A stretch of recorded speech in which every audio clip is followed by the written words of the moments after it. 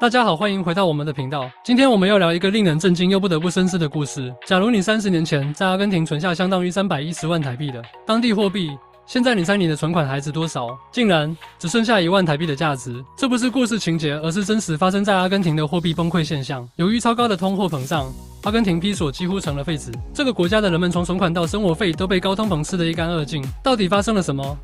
为什么阿根廷人如今舍弃法币，纷纷拥抱加密资产？新任总统又是如何利用区块链寻求经济出路的？今天我们就要来一探究竟。阿根廷的经济曾经是南美洲的骄傲，但现在却成为了通膨的代名词。首先，我们得回到过去，看看阿根廷到底是怎么从一个经济强国变成今天这副模样的。你可能不知道，阿根廷这个以足球和烤牛肉闻名的国家，在20世纪初，阿根廷凭着农业出口曾是世界第7大经济体，当时它的经济实力甚至超越日本和德国。那时的阿根廷地广物博，农业畜牧业发展得非常好，还是全球重要的粮食出口国。但到了20世纪中期，政府的政策走向失控，大量举债、无止境的印钞票，还有政治不稳定，这些都导致了经济的崩溃。最令人震惊的是，阿根廷的通膨率竟然在2023年达到了惊人的276%。简单来说，商品价格每3-4个月就会翻1倍，阿根廷比索变得几乎没有价值。想象一下，今天你买一碗牛肉面，明年可能就只能买一口面条。这也难怪阿根廷人不得不改变饮食习惯，从昂贵的牛肉改吃更便宜的鸡肉和猪肉。这还只是基础，物价像火箭一样上升，但薪水却追不上，甚至几乎停滞。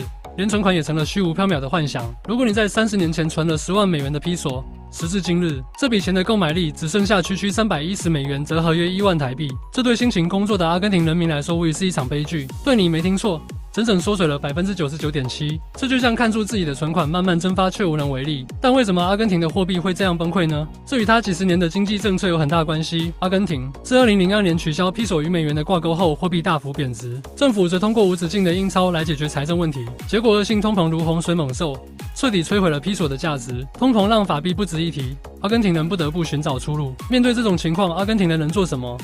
他们的答案是加密货币。在阿根廷，美元一直是大家信任的货币。为了对抗通膨，阿根廷人疯狂地想买美元，甚至形成了所谓的蓝色美元市场，也就是黑市美元交易。但这条路也并不容易。阿根廷政府为了限制资本外流，设置了非常严格的外汇管制，普通民众每个月最多只能合法购买200美元。这对很多人来说远远不够，于是加密货币进入了人们的视野。像比特币这样去中心化资产，让阿根廷人看到了希望，特别是稳定币，比如 USDT、USDC 这类与美元挂钩的加密货币，成为他们避险的主要工具。这些币的价格不会像披索那样疯狂波动，又不受政府管制，因此受到当地民众的广泛欢迎。根据数据显示，阿根廷如今有超过10%的民众经常使用加密货币。更有趣的是，很多人开始用加密货币来支付日常开支，甚至一些小商店也接受比特币和稳定币作为付款方式。在阿根廷，加密货币的采用率不仅高于拉丁美洲其他国家，甚至领先整个西半球。根据数据，阿根廷约有250万人经常使用加密货币，几乎占到了全球55大交易所的访问人数的6.9%。这也让阿根廷成为了全球加密货币采用的热点之一。在这样的背景下，越来越多阿根廷人放弃使用披索，选择转向美元和 USDT， 特别是稳定币，比如 USDT 和 DAI 成为阿根廷人的首选。而这股趋势带来了一个惊人的现象：2023年，阿根廷已经成为全球加密货币交易量排名前10的国家之一。当时，阿根廷披索几乎每日贬值，而政府为了控制外汇流失，对美元交易施加了严格限制，这让美元难以获得，但也间接促进了加密货币，尤其是 USDT 的普及。据 Paxful 和 Local Bitcoins 等 P2P 平台数据显示，阿根廷每周的20交易量已突破2000万美元，而且还在快速增长中。为什么稳定币这么受欢迎呢？因为它们通常与美元1:1挂钩，可以避免披索的贬值风险。阿根廷人经常把披索兑换成稳定币储存起来后，再逐渐换回美元。甚至当地有1260万的自由工作者，其中1半以上都用加密货币支付薪水。它不受实体钞票的限制，可以通过手机钱包快速购买和交易，非常方便。当然，我们也不能忽视 USDT 的潜在隐患，例如它的公司是否拥有足够的美元储备，仍然是一个争议话题。如果储备不足， USDT 的稳定性可能会受到挑战。不过，对于阿根廷人民来说，这些隐患暂时无法动摇他们对 USDT 的信心，因为相比披索的贬值风险， USDT 已经是更好的选择。而这一切的改变背后还有一位关键人物，阿根廷的新任总统哈维尔米莱。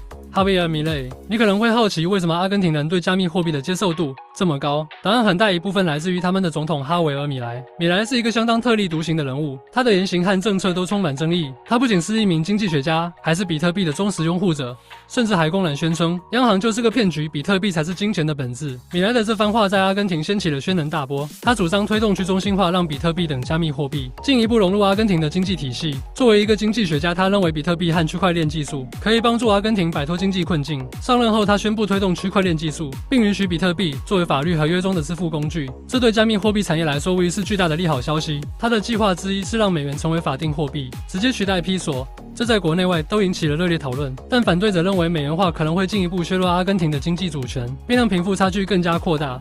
米莱的政策并非毫无争议。今年，阿根廷开始要求所有加密货币企业完成国家证券监管机构的注册，以加强监管。这与米莱过去去央行化的言论形成了明显的矛盾。到底是继续推动去中心化，还是增加监管？米莱的政策方向似乎依然在摇摆中。但可以确定的是，阿根廷人已经把加密货币视为他们对抗通膨的一大武器。不仅是阿根廷，整个南美洲都在掀起加密货币热潮。在委内瑞拉、巴西甚至奈及利亚等经济困难的国家，人们都在大量使用加密货币来对抗通膨，保值财富。其实不止阿根廷在面对经济危机时转向加密货币，其他一些国家也采取了类似的做法。例如，委内瑞拉的经济同样因为超高通膨而崩溃，当地人民也大量使用比特币和稳定币来保值，甚至连政府也推出了一种名为 Petro 的加密货币。虽然这项政策饱受争议，但它显示了加密货币在经济困难中的潜力。例如，奈及利亚的年轻人如今比欧美国家的人更熟悉加密货币，当地甚至诞生了许多基于区块链的创业项目。灰度公司的一份报告指出，如果像阿根廷这样的国家频繁使用比特币，那么全球加密货币的采用率将会迎来新一波高潮。阿根廷的故事给我们带来了很多启示，它不仅让我们看到通货膨胀的可怕，更让我们思考货币的本质究竟是什么，也了解了通膨是如何让一个国家的法币彻底失去信任。同时，加密货币的崛起又为阿根廷人提供了一条自救的道路。那么你会选择相信法币，还是选择一种新的可能？你觉得未来 USDT 是否会取代传统货币，成为全球通用的支付手段呢？你对今天的故事有什么看法？欢迎在下方留言与我们分享。如果你喜欢这类内容，别忘了点赞、订阅并分享给更多人。我们下期再见咯，拜拜。